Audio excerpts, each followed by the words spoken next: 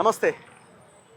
తెలంగాణ ఉద్యమంలో ఎట్లాగైతే ఆ ఉద్యమ సమయంలో జేఏసీ ఏర్పడిందో బీసీ మూమెంట్ కోసం ఈ 42% రిజర్వేషన్లే కాదు భవిష్యత్ రాజ్యాధికార అంశం విషయంలో కూడా ఈ జేఏసీ అంటే బీసీ జేఏసీ ఏర్పడ్డది. ఇది ఈ విధంగా ముందుకెళ్తుందని అందరూ చెప్తా ఉన్నారు, మాట్లాడుతూ ఉన్నారు. ఇవాళ ఒక పోస్టర్ ఆవిష్కరణ జరిగింది. 18వ తేదీన తెలంగాణ బంద్కి పిలుపునిచ్చింది బీసీ జేఏసీ. సో ఆ బీసీ జేఏసీ కో చైర్మన్గా ఉన్న రాజారాం యాదవ్ గారు నా ముందున్నారు. ఒకసారి మనం మాట్లాడదాం. నమస్తే రాజారాం యాదవ్ గారు. తెలంగాణ మూమెంట్లో కూడా మీరు ఉన్నారు. ఆ మూమెంట్లో కూడా జేఏసీ ఏర్పాటైంది. జేఏసీ పొలిటికల్ జేఏసీ ఏర్పడ్డది, ఇట్లా జేఏసీలు ఏర్పాటైనాయి. సో ఇప్పుడు ఈ బీసీ ఉద్యమం కోసం బీసీ జేఏసీ ఏర్పాటైంది. సో ఇది ఏ దిశగా ముందుకెళ్లే అవకాశం ఉంది, ఏ రకంగా మీరు ముందుకు తీసుకెళ్తారు? నా జీవితంలో గొప్ప అదృష్టం ఏంటంటే ఉస్మాన్ యూనివర్సిటీ జాయింట్ యాక్షన్ కమిటీని ఏర్పాటు చేసి దానికి అధ్యక్షుడిగా కొనసాగే అవకాశం నాకు వచ్చింది. ఓకే. ఓయూ జేఏసీ ఏర్పడిన తర్వాత అన్ని జేఏసీలు వచ్చింది. పొలిటికల్ జేఏసీ కూడా ఒక 1 month తర్వాత, ఓయూ జేఏసీ ఏర్పడిన తర్వాత 1 month తర్వాత ఏర్పడ్డది. ఉదయనమ్మ గారు చైర్మన్. ఓకే. నేను అధ్యక్షుడిగా పెడమర్తి రవి చైర్మన్గా ఓయూ జేఏసీ ఏర్పడ్డది. ఇలా బీసీ జేఏసీలో కూడా మేము కీలక పాత్ర వహించే అవకాశం, అదృష్టం నాకు వచ్చింది. నాకు బలమైన విశ్వాసం ఉంది. ఖచ్చితంగా బీసీల కోసం, బీసీలకు జరుగుతున్న అన్యాయానికి వ్యతిరేకంగా నిలబడాల్సిన అవసరం ఉంది. ఓకే. ఇలా ఎవరెవరు ఏ పార్టీలో ఉన్నా మేము పుట్టింది ఈ దేశంలో నేను కులం యాదవ్, బలహీన వర్గాల గ్రూప్లో ఉన్నాను. కాబట్టి ఈ చదువుకొని అనేక రకాలుగా ఉద్యమాలు ఉన్నటువంటి భాష ఉన్నటువంటి మా కళ్ళ ముందర అన్యాయం జరుగుతుంటే చూస్తూ ఊరుకోలేదు. అందుకోసమే అందరినీ కూడా ఐక్యం చేసి జాయింట్ యాక్షన్ కమిటీ ఏర్పాటు చేయాలని చెప్పేసి మేము కొంతమంది ప్రయత్నం చేసినాం. చివరికి శ్రీనివాస్ గౌడ్ గారిని ఒప్పించి, ఆర్ కృష్ణ గారిని ఒప్పించి బలమైన ఉద్యమ సంఘాలన్నీ కూడా కలిసి రావాల్సిన అవసరం ఉందని చెప్పేసి ఒక అడుగు వెనకేసి వాళ్ళని ముందరబెట్టి ఇలా బీసీ జాయింట్ యాక్షన్ కమిటీ ఏర్పాటు. మీరు ఒక పార్టీలో ఉన్నారు, పార్టీకి అనుబంధంగా పనిచేస్తున్నారు. ఆయన బీజేపీలో ఉన్నాడు, ఇంకొక ఆయన కొంత కాంగ్రెస్. తెలంగాణ ఉద్యమ మోడల్ ఏంది, ఆర్ఎస్ఎస్ నుంచి ఆర్ఎస్ దాకా అందరూ తెలంగాణ కోసం కొట్లాడారు. అట్లనే ఇప్పుడు కూడా అంతే. వాళ్ళు బీజేపీలు ఉన్నారా, వాళ్ళు ఆర్ఎస్ఎస్లు ఉన్నారా, వాళ్ళు ఆర్ఎస్సీలు ఉన్నారా, వాళ్ళు బీఆర్ఎస్లు ఉన్నారా, వాళ్ళు కాంగ్రెస్లు ఉన్నారా, కమ్యూనిస్టులు ఉన్నారా, లేదా ఇంకొక ఇండిపెండెంట్ పార్టీ పెట్టుకున్నారా బలహీన వర్గాల కోసం, అందరూ కూడా ముక్త కట్టంతో ఏకోన్ముఖంగా కొట్టాడాల్సిన అవసరం ఇలా ఏర్పడ్డది. ఇలా చావో రేవో తేల్చుకోవాల్సిన పరిస్థితి. బీసీలకు జీవన్ మరణ సమస్య. ఇవాళ రేపటి బంధు దీనికి ఎందుకు, అందుకోసమే బంద్ ఫర్ జస్టిస్ అని పెట్టి, బంద్ ఫర్ జస్టిస్, న్యాయం కోసం బంద్ అంటే ఏదో ఇబ్బంది పెట్టి ఇంకోళ్ళ కేసుల కోసం కాదు, రాజకీయ ప్రయోజనాల కోసం కాదు, వ్యక్తిగత ప్రయోజనాల కోసం కాదు. బంద్ ఫర్ జస్టిస్, న్యాయం కావాలి మాకు. 70 సంవత్సరాలుగా ఈ దేశంలో బీసీలకు అన్యాయం జరుగుతున్నది. రాజ్యాంగం రచించి అమల్లోకి వచ్చిన రోజు నుంచి బాబాసాహెబ్ అంబేద్కర్ విస్ఫలితంగా ఆర్టికల్ 15, ఆర్టికల్ 16లో అద్భుతంగా వాళ్ళకి ఎస్సీ ఎస్టీ సోదరులకి సేఫ్ గార్డ్స్ పెట్టింది. వేరే బలహీన వర్గాలకు వచ్చేసరికి సేఫ్ గార్డ్స్ లేవు. అందుకోసం ప్రతి సందర్భంలో కోట్లు కొట్టేస్తుంది. ఆ రోజు మండల కమిషన్ ఉద్యమం అప్పుడు కూడా మరి పీపీ సింగ్ గారు మండల కమిషన్ రిపోర్ట్ ఇంప్లిమెంట్ చేసి 27% బలహీన వాళ్ళకి రిజర్వేషన్ ఇస్తా అంటే మొత్తం కోట్లన్నీ కూడా వ్యతిరేకించే పరిస్థితి. మరి మొత్తం కూడా దేశంలో మొత్తం మెరిట్ పోతుందని చెప్పేసి దేశమంతా గగ్గోలు పెట్టారు. ఆ రోజు బీజేపీ నాయకులు అద్వానీ గారు, వాజ్పేయి గారు అయితే రథయాత్ర చేసి కమండల యాత్ర తీసుకొచ్చిన మండల యాత్ర. అంటే దేశమే మొత్తం విధ్వంసం అయిపోతుంది. ఏ పార్టీ ఇప్పుడు రాష్ట్ర ప్రభుత్వం మేము చేసినాము, పంపించినాము, మేము చేయాల్సిన పని మేము చేసినామని వీళ్ళు అంటున్నారు. సో వాళ్ళు చాలా ఓపెన్గా కేంద్రంలో వాళ్ళు ఉన్నారు. ఇది 9th షెడ్యూల్లో పెట్టడం. అందుకోసం ఏమంటారంటే ఈ వ్యవస్థనే మాకు వ్యతిరేకంగా ఉంది.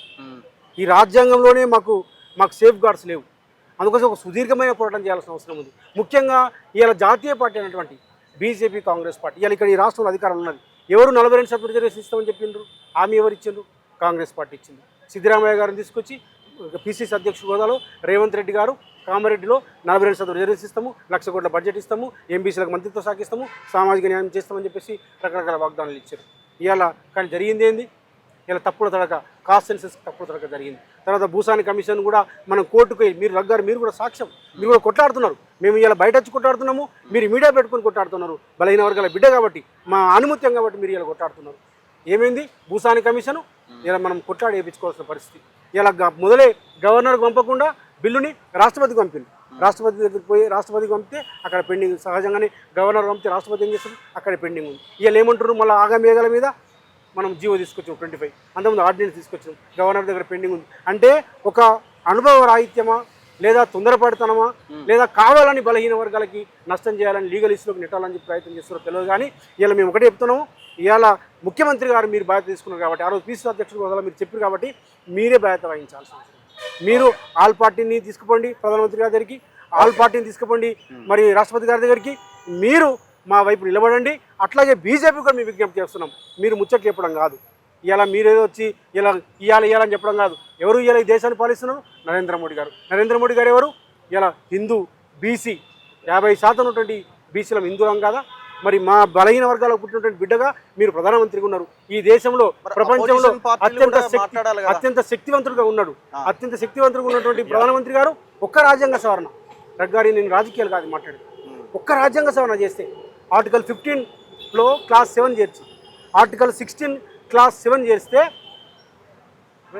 ఎస్సీ ఎస్టీలకు ఎట్టయితే జనదామాస ప్రకారం వాళ్ళకి రిజర్వేషన్లు ఉన్నాయో ఎంత పర్సెంట్ పెరిగితే అంత ఉందో అని క్యాప్ ఉందో, సేఫ్ గార్డ్ ఉందో, సేఫ్టీ గార్డ్స్ ఉన్నాయో అట్లాగే బీసీల విషయంలో కూడా వాళ్ళు ఆర్టికల్ 15 క్లాస్ 7లో ఆర్టికల్ 16 క్లాస్ 7లో బీసీల జనదామాస ప్రకారం రిజర్వేషన్ ఇవ్వచ్చని ఒక్క రాజ్యాంగ సవరణ చేస్తే ఇలా బీసీలకు న్యాయం జరుగుతుంది. అందుకోసమే ఇలా బీజేపీ కావచ్చు, 18వ తేదీ అన్ని వ్యాపార సంస్థలు, విద్యా సంస్థలు అన్ని వాళ్ళే ఉన్నాయి కదా, మరి మీరు ఎట్లా మూసేయగలుగుతారు?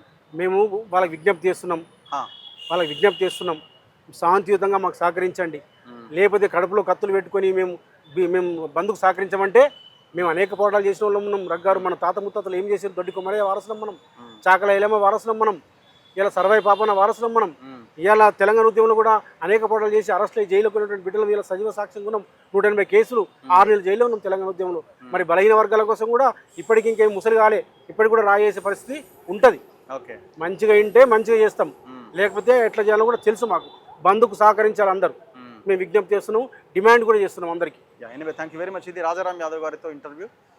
సో చూడాలి, 18వ తేదీన బంద్ పాటించాలని వాళ్ళంతా ప్రజలందరినీ కోరుతున్నారు. కానీ వాళ్ళ తెలంగాణలో విద్యా సంస్థలు, పెద్ద పెద్ద సంస్థలన్నీ ఈ వర్గాల చేతిలో ఉన్నాయి కాబట్టి వాళ్ళందరినీ మేము డిమాండ్ చేస్తున్నాం, అవసరమైతే అని కూడా వాళ్ళు మాట్లాడుతున్నారు. సో ఖచ్చితంగా ఈ బంద్ పాటించాల్సిన అవసరం ఉంది. ఇంకా బలంగా ఈ వాదాన్ని, ఈ నినాదాన్ని బలంగా చాటాల్సిన అవసరం ఉంది. అల్టిమేట్గా లోకల్ బాడీస్లో, చట్టసభల్లో రిజర్వేషన్స్ సాధించుకోవాల్సిన బాధ్యత మనందరి మీద ఉన్నది. కెమెరామెన్ గణేష్తో రఘు, మన తొలివేలు.